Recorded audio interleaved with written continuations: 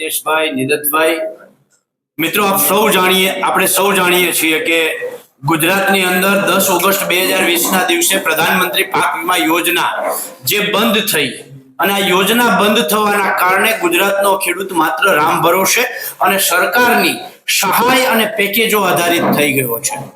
આ પાક વીમા યોજના જ્યારે ચાલુ હતી ત્યારે ખેડૂતોને एक पाक वीमो जे छे ए पोतानो हक अधिकारनो पाक वीमो सरकार न आपे, खानगी कंपनीओ न आपे तो वीमा कंपनीओ सामे हाईकोर्ट में जईने पण पाक वीमो खेडूतो मेळवी शकता था। पण हवे मात्र ने मात्र सरकार आधारित, सरकारनी सहाय आधारित थई गया छे। 2020 पछी तमने बधाईने खबर छे के जेवी रीते गुजरातनी अंदर कमोसमी वरसाद, अतिवृष्टि अने वावाजोडू ની પરિસ્થિતિનો સામનો ખેડૂતોએ કર્યો છે। એમાં ખાસ જૂનાગઢની અંદર અતિવૃષ્ટિ જે થઈ એ જામનગરમાં અતિવૃષ્ટિ 2022 માં થઈ।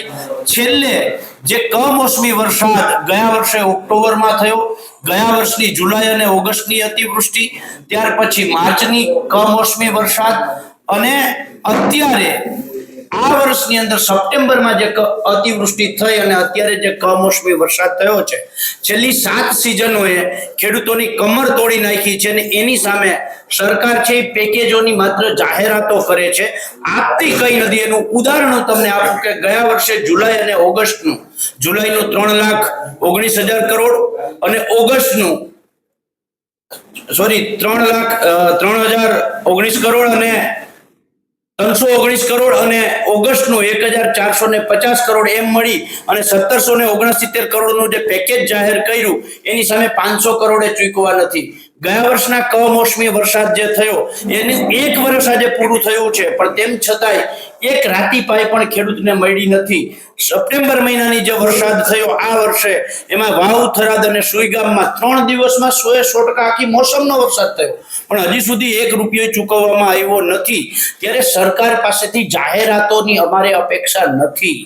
સરકારના જે સહાયના પેકેજના રૂપકડા નાટકો સરકાર કરે છે, આ નાટકો જોતા નથી। અત્યારે ગુજરાતનો ખેડૂત એકી અવાજે, એકી સુરે એક જ વાત કરે છે કે જેવી રીતે આ સરકારે ઉદ્યોગપતિઓના 16.32 લાખ કરોડ રૂપિયા માફ કર્યા, 8.75 લાખ કરોડ રૂપિયા રાઇટ ઓફ કર્યા, જો 5-25 ઉદ્યોગપતિઓના 24.75 લાખ કરોડ રૂપિયા સરકાર માફ કરી શકતી હોય તો સમગ્ર ગુજરાતના 56 લાખ ખેડૂતોનું દેવું માત્ર 96,000 કરોડ છે।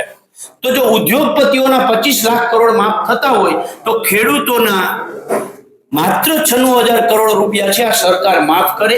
એકી માંગ સાથે અત્યારે ગુજરાતનો ખેડૂત આજે તમે સોશિયલ મીડિયામાં જોશો તો ખેડૂતો જાતે ટ્રેન્ડ ચલાવી રહ્યા છે કે ખેડૂતોનું દેવું માફ કરો। એ ઇન્સ્ટાગ્રામ હોય, ટ્વિટર હોય કે ફેસબુક હોય, સોશિયલ મીડિયા ઉપર આજે દેવા માફીનો ટ્રેન્ડ ચાલે છે તો ખેડૂતો જાતે ટ્રેન્ડ ચલાવે છે। ખેડૂતો એકી માંગ કરે છે। કોઈ 25-50 હજાર હેક્ટરે આપવાની જે વાતો કરે છે એ ક્યાંક ને ક્યાંક ખેડૂતોને ભ્રમિત કરે છે, જ્યારે આખા ગુજરાતના ખેડૂતોની એક માંગ હોય કે ખેડૂતોનું દેવું માફ કરો, દેવું માફ કરો, દેવું માફ કરો। આના સિવાય બીજી કોઈ વાત ન હોય ત્યારે પ્રદેશ કોંગ્રેસ સમિતિ દ્વારા જે આયોજન થયું છે 6 તારીખથી સોમનાથ, ભગવાન દાદા સોમનાથના આશીર્વાદ લઈ અને સૌરાષ્ટ્રના તમામ જિલ્લાઓમાંથી થઈ અને ભગવાન દ્વારકાધીશના શરણે જઈ અને પ્રાર્થના કરશું કે આ જે ખેડૂતો માટે મરેલી સરકાર છે એની આત્મામાં ક્યાંક ભગવાન દ્વારકાધીશ જ્યોત પ્રગટાવે। આ યાત્રા બાબતે વિસ્તૃત માહિતી હું લાલજીભાઈને વિનંતી કરું કે તેઓ આ યાત્રાની આખી વિસ્તૃત માહિતી આપે। લાલજીભાઈ દેસાઈ।